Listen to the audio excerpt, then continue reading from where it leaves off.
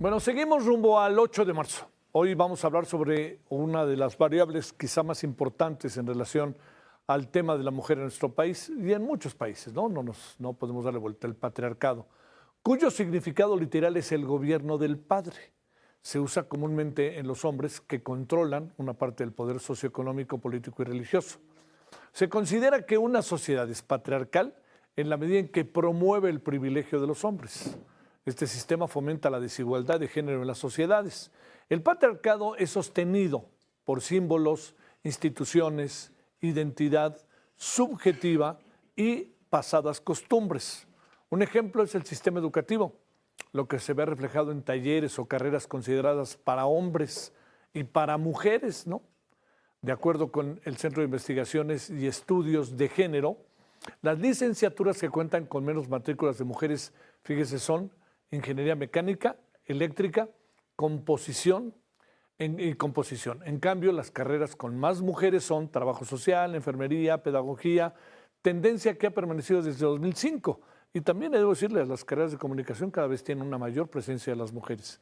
Bueno, hablemos del tema con Marta Tagle, política, feminista, mexicana, consultora en género y derechos humanos.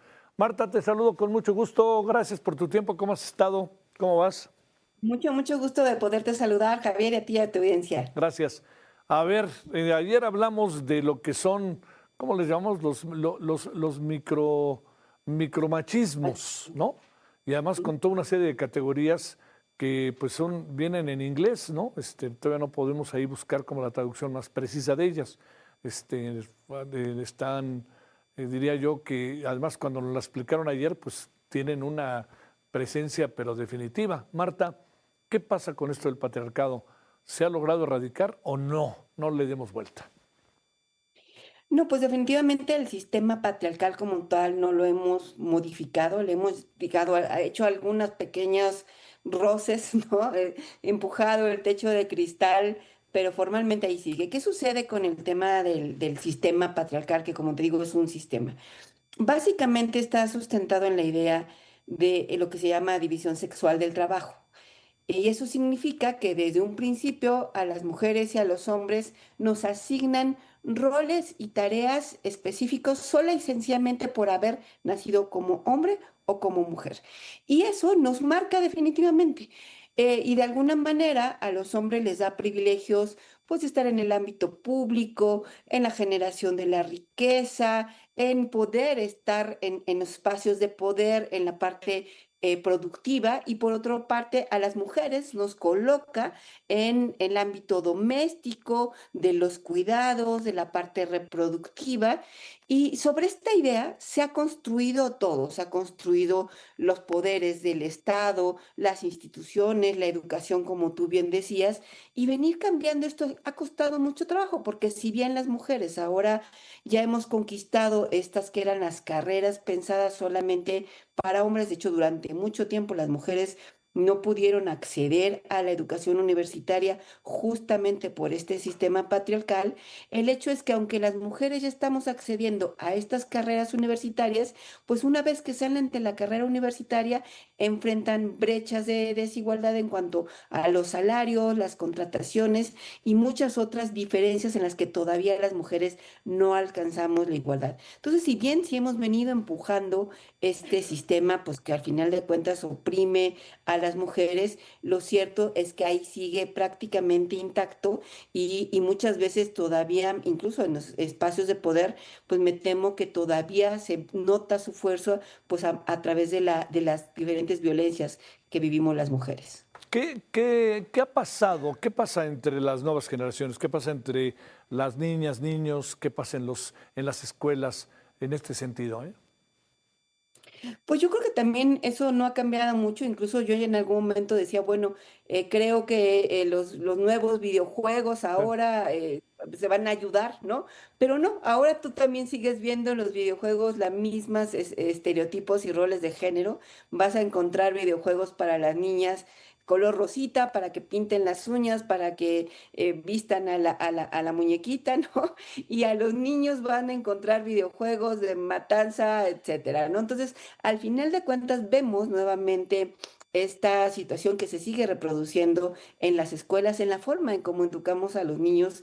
Desde un principio a los niños les enseñamos a jugar en equipo, de que pueden ir y conquistar el mundo, tenemos cierta permisividad con ellos para el tema incluso de la educación sexual con respecto a las mujeres, ¿no? Y a las mujeres se les sigue educando para ser madres, para hacerse cargo del cuidado de los niños, o sea, desde muy chiquitas están jugando con niños, ¿no? Y entonces, con bebés, pues, y entonces me refiero a que esto formalmente se sigue viviendo ahí y se empieza a reproducir además justamente por estas relaciones desiguales en las cuales, pues, al final de cuentas, vemos cómo ellas también están sufriendo situaciones de violencia en la niñez y la adolescencia que no ha venido cambiando. Y que además déjame decirte, Javier, y me parece muy importante, que casi siempre el 8 de marzo hablamos de las mujeres en general, pero me parece muy importante además hablar justamente de las realidades que están enfrentando hoy las niñas y a las adolescentes, ¿no? Cada vez más violencia, situaciones de desigualdad y en un entorno que simple y sencillamente no está generando políticas públicas para cambiar estas realidades que afectan a las mujeres y a las niñas. Oye, a ver, Marta, otro de los asuntos ahí que están. eh, ¿qué pasa con las políticas públicas? A ver, hablemos del 8 de marzo a querer o no, ¿no? Hoy he hablado con varios colectivos y lo que te dicen es, ¿qué miedo nos tienen o por qué situación tantas vallas? Y la presidenta incluso señalando hoy, pues es que a ver, luego se ponen muy violentos el grupo, ¿cómo se llama? Negro, en fin, ¿no? Uno dice, Bloque negro, bloque sí. negro, perdón, dice, a ver, ¿qué pasa también con la narrativa misma desde López Obrador? Bueno, desde antes, pero me refiero con López Obrador, acuérdate el primer año de gobierno, ¿no?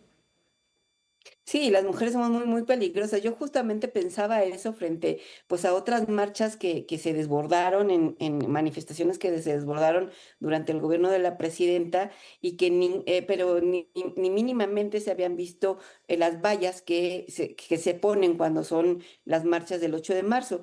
Pero además ahora están anunciando que van a hacer una especie van a alumbrar la Plaza del Zócalo y van a poner una frase de mujeres vivas, libres, etcétera. Y las organizaciones feministas, que además tenemos años manifestándonos el 8 de marzo, llegando con todos estos obstáculos al Zócalo a manifestar, porque el 8 de marzo no es una fecha para festejar, sino justamente para poner al centro que al final de cuentas dónde están las vidas de las mujeres y las violencias que vivimos, y ahora pues se está instrumentalizando por parte del gobierno, o sea, al pretender además ahora inundar la plaza del Zócalo con esta imagen como si el gobierno actuara como si fuera sociedad civil y que, queriendo arrebatarle pues las banderas a las organizaciones de mujeres, cuando insisto, al final de cuentas lo que está de por medio sigue siendo este sistema patriarcal. Por ejemplo, con Andrés Manuel hablábamos del pacto que había y que se seguimos viendo pues para proteger a los señores. O sea, no podemos olvidar a Félix Salgado, a Cuauhtémoc Blanco, este pacto que se da entre los hombres que minimizan eso que han hecho ellos, que los tapan, que los cubren, que no le dan importancia y que eso lo seguimos teniendo ahí. Si no, pues nada más recordemos cómo defendieron a Cuauhtémoc Blanco, la 4T, pero así hay muchos personajes que están en las esferas de poder y que ese es el patriarcado que sigue pues sofocando pues todo lo que puedas hacer en materia de reformas, de políticas públicas, porque ellos siguen siendo los que en última instancia tienen la decisión y el poder de por dónde van a ir las cosas. Todo este tema de Marx Arriaga y que no metía cuestiones en los libros de texto que tenían que ver con las mujeres, pues eso también suma, ¿no? A un estado de las cosas.